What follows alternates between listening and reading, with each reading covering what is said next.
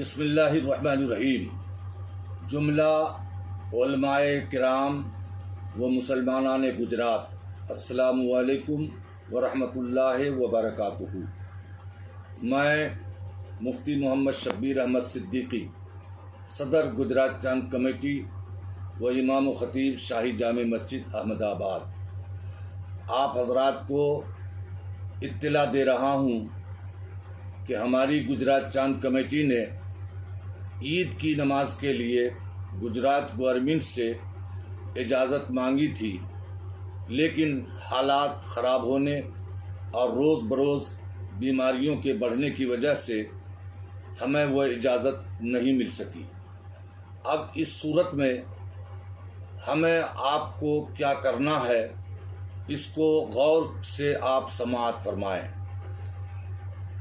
آپ سب سے پہلے یہ ذہن میں رکھیں کہ عید کی نماز سبھی مسلمانوں پر ابھی واجب نہیں ہے، کیونکہ عید کی نماز واجب ہونے کی وہی شرطیں ہیں جو جمعہ کی شرائط ہیں۔ ان میں سے پہلی ایک شرط یہ بھی ہے کہ اگر آپ کو بادشاہ یا کسی ظالم حکمراں کا اندیشہ ہو، خوف ہو، عزت کا خطرہ ہو، تو آپ پر عید کی نماز واجب نہیں ہے۔ اب ہم آپ اچھی طرح جانتے ہیں کہ گجرات میں لاک ڈاؤن چالو ہے اور اس کی مدت 31 مئی تک بڑھا دی گئی ہے۔ اس لیے اس عذر کے اعتبار سے آپ حضرات کے اوپر عید کی نماز واجب نہیں ہے۔ ہاں، مساجد کے اندر جتنے لوگوں کو پڑھنے کی گورنمنٹ کی طرف سے اجازت ہے، اتنے لوگ مسجد میں جا کر عید کی نماز ادا کریں۔ باقی دوسرے مسلمان بھائی، اللہ تبارک و تعالی نے مسلمانوں کے لیے بے شمار راستے بنائے ہیں۔ اس میں مایوس ہونے اور گھبرانے کی ضرورت نہیں ہے، نا امید ہونے کی ضرورت نہیں ہے۔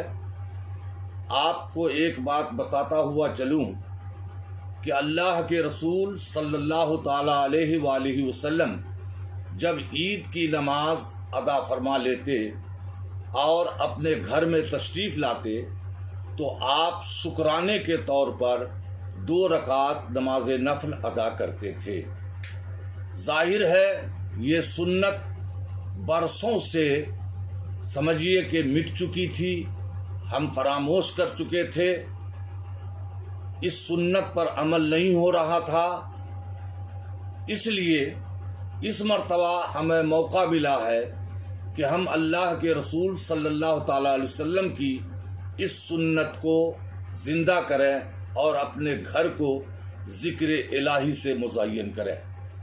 اس کا طریقہ یہ ہے کہ آپ طلوع آفتاب کے 20 منٹ بعد یا 20 منٹ سے زائد کسی وقت زوال سے پہلے پہلے اپنے اپنے گھر میں، خواہ وہ عورتیں ہوں یا مرد ہوں، 2 رکعت شکرانے کے طور پر نماز نفل ادا کریں، اور جب نماز پوری ہو جائے تو 34 مرتبہ اللہ اکبر اللہ اکبر لا الہ الا اللہ واللہ اکبر اللہ اکبر وللہ الحمد، یہ سب مل کر بآواز بلند اپنے گھر میں ذکر کریں۔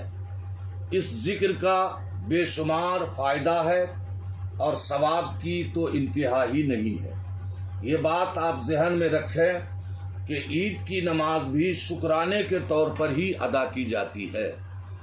تو آپ اس مجبوری کی صورت میں اگر اپنے گھر میں یہ 2 رکعت نماز نفل شکرانے کے طور پر پڑھ لیں گے تو آپ کو اللہ تبارک و تعالی عید کی نماز کا ثواب عطا فرمائے گا۔ حدیث پاک میں ہے، نیت المومن خیر من عملہ، مومن کی نیت اس کے عمل سے بہتر ہے۔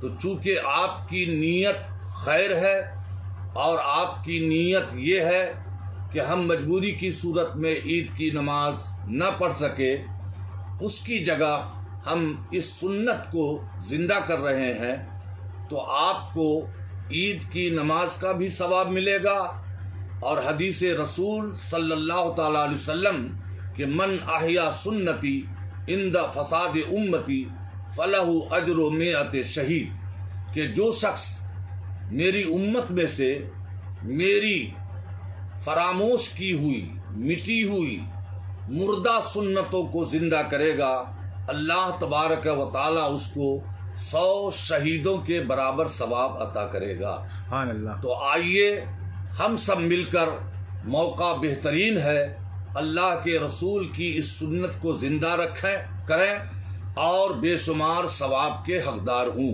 عید کی نماز کا بھی ثواب پائیں گے، ذکر جلی کا بھی آپ کو ثواب ملے گا، اور 100 شہیدوں کے برابر بھی آپ ثواب پائیں گے۔ اس لیے نا امید ہونے کی ضرورت نہیں ہے۔ مسلمانوں کی نیت مسلمانوں کے عمل سے بہتر ہے، لہذا آپ نیت خیر کے ساتھ رسول کی اس سنت کو زندہ کریں۔ دیگر علماء کرام پرائیویٹ طور پر مزید معلومات کے لیے مجھ سے موبائل نمبر 9376178886 9376178886 پر مزید رابطہ قائم کر سکتے ہیں۔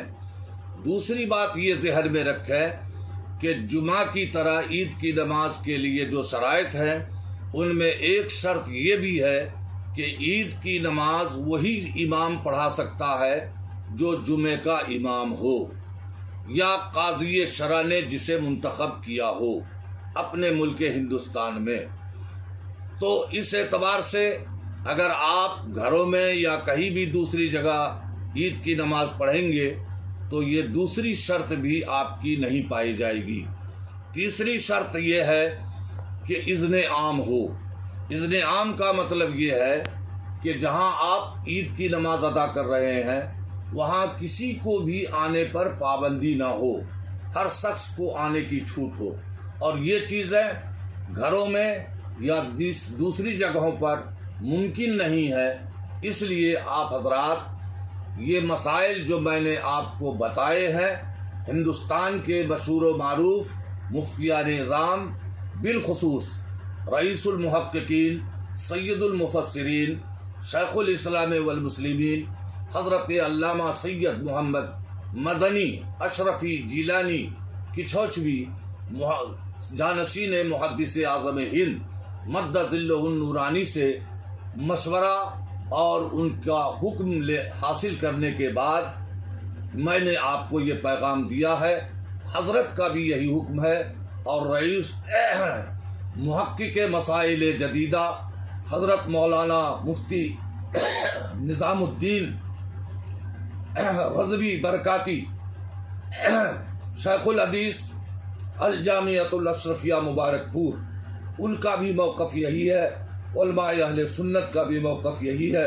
لہذا تمام سنی مسلمانوں پر لازم ہے کہ ہم اپنے علماء کے حکم کی پیروی کریں اور سنت پر عمل کریں۔